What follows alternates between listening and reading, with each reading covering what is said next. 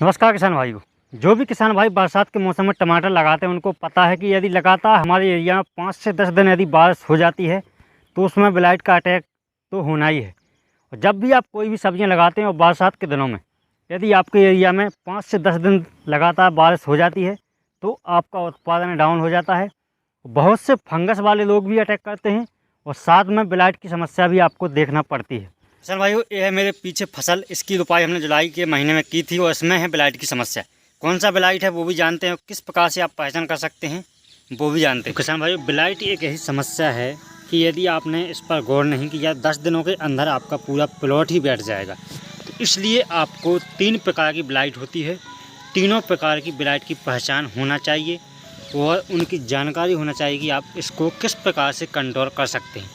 आप कितने ही महंगी दवाई डाल लें, लेकिन यदि आपने सही टारगेट पर दवाई नहीं डाली तो आपको कंट्रोल नहीं मिलेगा। किसान भाइयों, इसके लिए कहा जाता है बैक्टीरियल ब्लाइट। आप देख सकते हैं प्लांट है, प्लांट की हाइट कम से कम 4 फीट हो गई है, 4 फीट, और फल भी आने लगे हैं, लेकिन इसमें एक रोग लगा हुआ है। अब इसके लिए टमाटर में देखा जाए तो इस प्रकार से जो रोग फैलता है वो होता है लेड ब्लाइट। लेड ब्लाइट के जो लक्षण हैं वो इस प्रकार से आते हैं। जब भी हम किसी ऐप पर इसकी फ़ोटो डालते हैं तो वो अधिकतर अर्ली ब्लाइट, लेड ब्लाइट ही बताता है, लेकिन इसका कारण कुछ और ही था। इसलिए हमें खुद जागरूक होना पड़ता है और हमें खुद जानकारी होना चाहिए कि कौन से रोग के कौन से लक्षण हैं। तो जब भी ब्लाइट आता है टमाटर की फसल में तो मूल रूप से 3 प्रकार से आता है। एक होता है अर्ली ब्लाइट। अर्ली ब्लाइट के लक्षण होते हैं वो होते हैं जो धब्बे बने हैं, यहाँ पर काले काले धब्बे बने गोल आकार में, लेकिन बहुत थोड़े से बड़े आकार में होंगे, वो कहलाते हैं अर्ली ब्लाइट। जब किनारों से धब्बे स्टार्ट होते हैं तो वो कहलाता है लेट ब्लाइट। लेकिन इसमें अंतर होता है कि यहाँ पर जो कालापन ज़्यादा आता है। वो जो बैक्टीरियल ब्लाइट होता है उसके लक्षण ये हैं कि पहले पत्ते पर इस प्रकार से धब्बे आएंगे, मतलब किनारों पर पीलापन लिए हुए इस प्रकार के धब्बे आएंगे। लेकिन लेट ब्लाइट में ये समस्या नहीं आएगी, पीलापन नहीं आएगा। इसमें धब्बे तो आए ब्लैक कलर के, लेकिन पीलापन नहीं आएगा पास में धब्बों के, लेकिन इसमें पीलापन होता है तो आप समझ जाए कि लेट ब्लाइट है।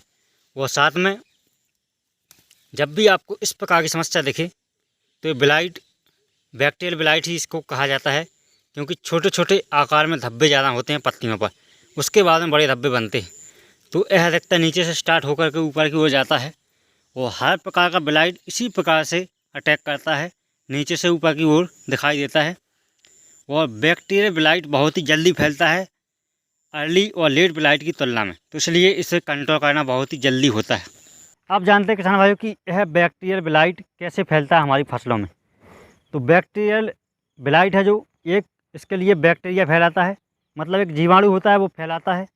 और यह जीवाणु मौसम में भी 9 महीने तक रह सकता है बिना किसी का सहारा लिए, मतलब मौसम में ही बना रह सकता है, वो मिट्टी में बना रह सकता है बिना किसी खाने पीने के 9 महीने तक। तो यह बहुत ही खतरनाक समस्या है बैक्टीरियल ब्लाइट। इस प्रकार से जब भी उसके लिए अनुकूल मौसम होता है वो फैलता है, और बारिश के दिनों में अधिकतर ज़्यादा फैलता है, क्योंकि नमी वाला मौसम चाहिए।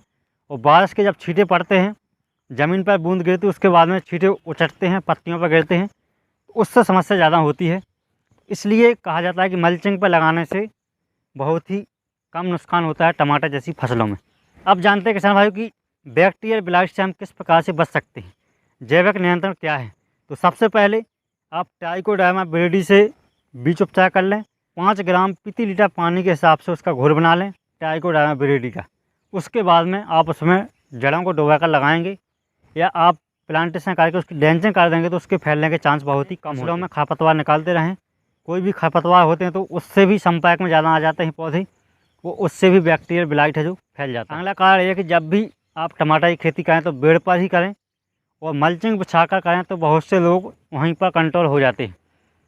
और बरसात के दिनों में खासकर टमाटर की खेती आप मल्चिंग पर ही करें, ड्रिप द्वारा ही करना है, उससे भी बहुत से लोग कंट्रोल हो जाते हैं। क्योंकि यदि बैक्टीरियल ब्लाइट का अटैक हो गया है और नमी आप कम कर देंगे खेत में, मतलब सिंचाई बिल्कुल नहीं करेंगे, और मल्चिंग आपकी बिछी है और बारिश का पानी है जो निकल जाएगा, तो इसलिए उससे थोड़ा कंट्रोल दवाइयाँ डालें जिससे हमें बहुत ही जल्दी कंट्रोल मिल जाए।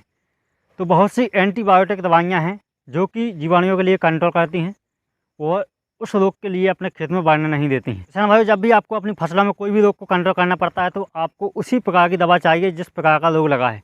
यदि फंगस वाला रोग है तो आपको फंगिसाइड डालना पड़ता है। यदि बैक्टीरिया द्वारा फैलने वाला रोग है तो आपको बैक्टीरिया साइड डालनी पड़ती है। तो बैक्टीरिया साइड मार्केट में बहुत ज़्यादा तो नहीं है, 2-3 ही केमिकल हैं जो कि बैक्टीरिया को कंट्रोल कर पाते हैं। तो सबसे पहले स्ट्रेप्टोसाइक्लिन बहुत दिनों से मार्केट में है, जिसका किसान भाइयों यूज करते हैं एंटीबायोटिक के रूप में, और बहुत सी फसलों पर हमें इसका कंट्रोल मिलता है। तो एक तो आप स्ट्रेप्टोसाइक्लिन के लिए यूज़ कर सकते हैं 4 से 5 ग्राम प्रति 15 लीटर पानी के हिसाब से आप इसका यूज कर सकते हैं, तो भी आपको कंट्रोल मिल सकता है। इसके अलावा अभी नया प्रोडक्ट है 2-ब्रोमो 2-नाइट्रो प्रोपेनेप 1,3 डायल, जो कि आता है बैक्टीनाशक इंडोफिल कंपनी का आता है। इसके लिए भी आप ले सकते हैं और इससे भी आपको बैक्टीरिया ब्लाइट से कंट्रोल मिल जाएगा। इसके अलावा कॉपर क्लोराइड 50% WB फॉर्म में आता है, बहुत से कंपनियों का मार्केट में आता है, किसी धानु कॉप के नाम से आता है, धानु का कंपनी का, तो इसके लिए भी आप ले सकते हैं। इसके केमिकल में से आप कोई भी प्रोडक्ट ले सकते हैं, कोई भी कंपनी का, किसी भी कंपनी का ब्रांड नेम ले सकते हैं, लेकिन केमिकल यही होना चाहिए और बैक्टीरिया नाशक होना चाहिए, तभी आप बैक्टीरिया ब्लाइट को कंट्रोल कर पाएंगे। इस प्रकार से किसान भाइयों आप अपनी फसल के लिए बचा सकते हैं। और जब भी आपको लगे कि बारिश हमारे यहाँ 5 से 10 दिनों तक लगातार होने वाली है, तो आप उससे पहले ही किसी बैक्टीरिया साइड का स्प्रे कर दें, तो आपकी फसल में रोग आएगा ही नहीं। इस प्रकार से किसान भाइयों अपनी फसलों को बचा सकते हैं, बहुत अच्छा उत्पादन ले सकते हैं। वीडियो कैसा लगा? वीडियो अच्छा लगा तो वीडियो को लाइक करें, सब्सक्राइब करें चैनल के लिए, इसी प्रकार के वीडियो पाने के लिए।